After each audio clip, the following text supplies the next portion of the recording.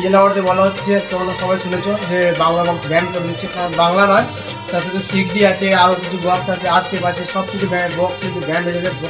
Competition হবে না, ঠিক আছে, কম্পিটিশন না হোক, কিন্তু বক্স বাংলা বক্স ব্যান করে দিচ্ছে মানে এটা অন্যরকম হয়ে গেছে। যারা যারা বক্স লাভার আছে, এবার আমি তোমাদেরকে একটা কথা বলি, এতদিন অপারেটার, তারপরে যারা যে সমস্ত মাইক ম্যান মালিকরা আছে, ওরা আমাদেরকে এতদিন ওদের জন্য কিন্তু আমরা চলছিলাম, ঠিক আছে, মানে মাইক ম্যান ওদের জন্য কিন্তু মাইক সেট আছে বলে কিন্তু আমরা ভিডিও বানাতে পারছি, ভিডিও কন্টেন্ট আসছে, ভিডিওতে ভিউজ আসছে। ওরা যদি না থাকতো তাহলে আমার এই চ্যানেলটাও থাকতো না বা আদার্স কিছু হতো না, ঠিক আছে। অনেক অনেক ইউটিউবার আছে, ঠিক আছে, যারা শুধু শুনতে যে ব্যান্ড হয়ে যাবে, তাদের কিন্তু একটা কর্তব্য, মানে যে জিনিসটা থেকে উঠেছে, মানে বাংলা বক্স থেকে উঠেছে, কিন্তু বাংলা বক্সে নিয়ে কিন্তু ভিডিও কিন্তু চ্যানেলে রেগুলার আসছে, কিন্তু ডিজে বক্স ব্যান্ড হয়ে যাচ্ছে।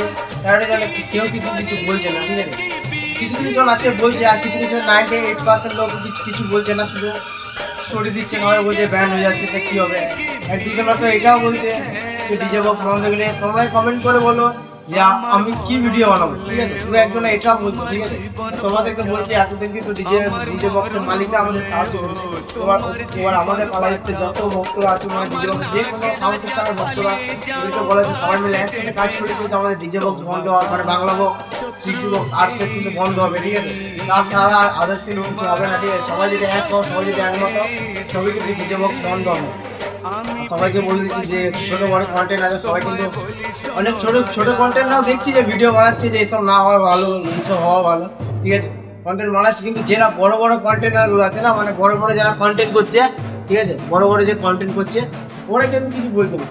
সেটা দেখি অবাক হয়ে গেলাম, ওই জন্য আমি ভিডিওটা বানালাম, যে যারা বড় বড়, মানে ছোটো থেকে যেখানে বড় হলো বাংলা বক্সকে নিয়ে, তারা কিছু বলতো না, তাদের কথা শুনে, ওই জন্যই আমি ভিডিওটা তোমাদের জন্য নিয়ে আসলাম, যে তোমাদেরকে দেখাবো আর তোমাদেরকে শোনাবো। আর তোমরা যদি চাও যে বাংলা ব্যান্ড আউট, তাহলে তো হয়ে যাবে।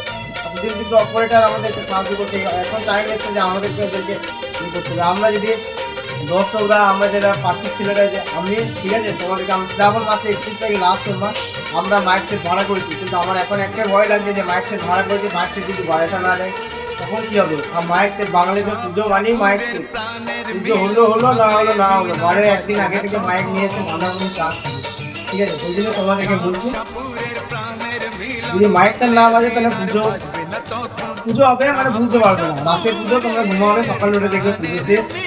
তাছাড়া তোমরা যে কাজ করে, আমাদের কাজ করে পয়সা জোগাড় করে মাইক সেট আনছে, কিন্তু কিছু হবে না, কাজ করে লাভ নাই। সবাই ঘরে বসে থাকো আর এনজয় করো। আর যদি বাংলা বক্স বন্ধ হয়ে যায়, তাহলে জেবিএল ছোট বক্স বন্ধ হয়ে যাওয়া দরকার, হোম থিয়েটার বন্ধ হয়ে যাওয়া দরকার।